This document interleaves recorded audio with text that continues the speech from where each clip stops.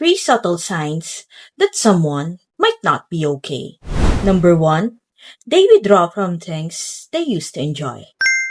They don't have the appetite to do anything, even the ones they used to love doing. Madalas, makikita mo sila sa isang sulok na may malalim na iniisip. Number two, they make self-deprecating jokes or remarks more often.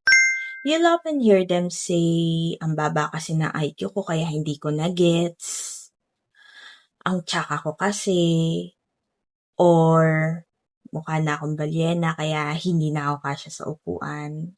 Mga ganon. It's because it's their way of beating themselves without anyone noticing. Number three, they overwork or keep themselves busy. Yung mga taong hindi okay, puro work na lang sila. Hindi na sila nag-enjoy. Wala kasi kailangan magtrabaho. They immerse themselves at work to avoid facing their true feelings. If you found these signs to someone, check on them immediately.